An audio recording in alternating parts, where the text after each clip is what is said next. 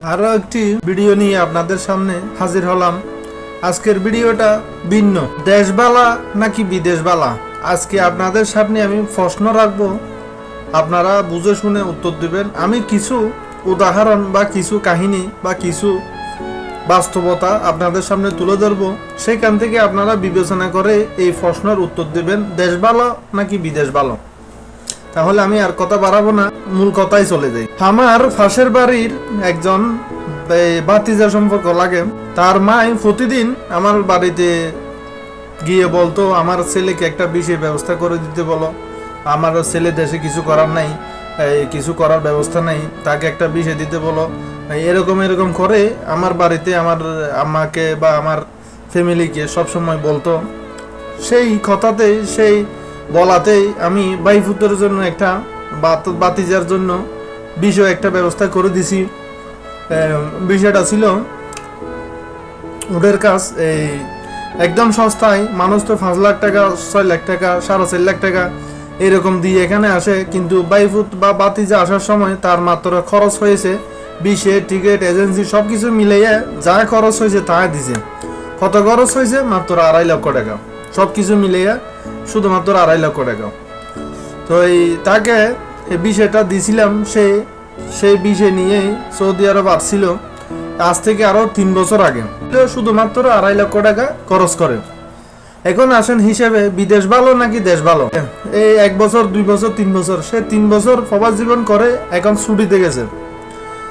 ওই 2.5 লাখ টাকা যে খরচ বা ঋণ করে বা বিদেশ আসছিল, সেই টাকাগুলো সুদ করতে, 2.5 লক্ষ টাকা সুদ করতে করতে 3টা বছর তার বেতন ছিল 1300 রিয়ালের মতন, 50 টাকা কম। আমি মিথ্যে কথা মোটেও পছন্দ করি না, যেটা বাস্তব সেটাই আমি বলতেছি।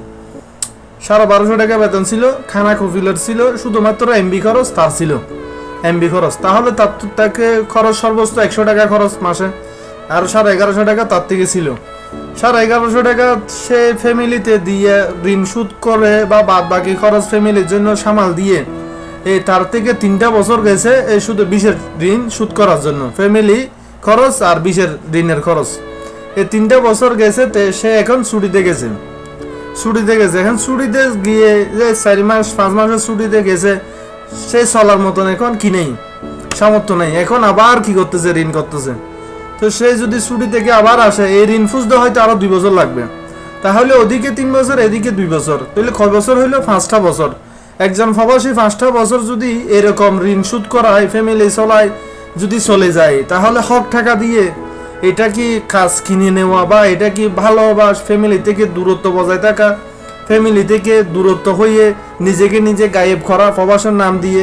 আচ্ছা, এটা আপনাদের কাছে প্রশ্ন লাগলাম। সে আগে দেশে কি করতো? সে আগে দেশে কাজ করতো, মাসে হয়তো 15,000 কামাতো বা 10,000 কামাতো, ফ্যামিলি চলে যেত, কোনো টেনশন ছিল না, কোনো জামিলে ছিল না। সেই সুন্দরভাবে তার ফ্যামিলি চলার জন্য চলতে পারতেছিল, চলছিল। ওই সবাই শুধু বিদেশ আসতেছে, অমুকের ছেলে বিদেশ আসতেছে, অমুকের ছেলে বিদেশ আসতেছে, এগুলা দেখতে দেখতে তাদের একটু নাজেহাল, আমার ছেলে কেন যাবে না। সেক্ষেত্রে 1000 ডিস্টার্ব করছিল বিষয়ের জন্য, তাই বিষয়টা দিছি। সেটা এই বিষয় নিয়ে বিদেশ আসছে, প্রায় 3 বছর গেছে। এই শুধু ঋণ 2.5 লক্ষ টাকা ঋণ শোধ করা, ফ্যামিলি চলা। এখন দেশে গিয়ে যে ঋণ আবার হচ্ছে চলার জন্য 4 মাস 5 মাস ছুটি, এই ঋণ আবার আসে, আবার 2 বছর লাগবে এই ঋণ শোধ করতে। তাহলে 5টা বছর একজন প্রবাসী থেকে এমনি জীবন থেকে সরে গেল, এমনি জীবন থেকে সরে গেল, বিনা না খেয়ে না নিয়ে, ফ্যামিলি থেকে, বউ বাচ্চা থেকে, পুরো সংসার থেকে বিচ্ছিন্ন। 5টা বছর এই প্রবাস জীবন, এই ব্যয় সংসারের ভিসে, ঋণের ভিসে, বিদেশের নাম দিয়ে। তাহলে আপনারা চিন্তা করেন, তো দেশে আগে সেই যা খামাতো বা যা ইনকাম করতো, সেগুলো দিয়ে সেই ঘর চলতো, ফ্যামিলি চলতো, সবকিছু চলতো সুন্দর, তখন ছিল। আপনাদের কাছে প্রশ্ন লাগলাম, দেশ ভালো নাকি বিদেশ ভালো। সেই প্রশ্নের উত্তর অবশ্যই আপনারা দিবেন। সে আগে ভালো ছিল, দেশে ইনকাম করে ফ্যামিলি চলছিল, সেটা ভালো ছিল, নাকি এখন বিদেশ আসে 5টা বছর এই বিদেশের ফ্যামিলির ভিসে, ঋণের ভিসে ব্যয় করতেছে, এইটা ভালো হচ্ছে। আপনারা অবশ্যই যারা বুঝে জ্ঞানে, স্বজ্ঞানে পরামর্শ অবশ্যই আপনারা কমেন্টে জানাবেন। অনেকে বলতেছেন বিদেশ অ্যাভেলেবেল টাকা, আসলে আপনারা যারা আসেন নাই তারা এখনো বুঝতেছেন না।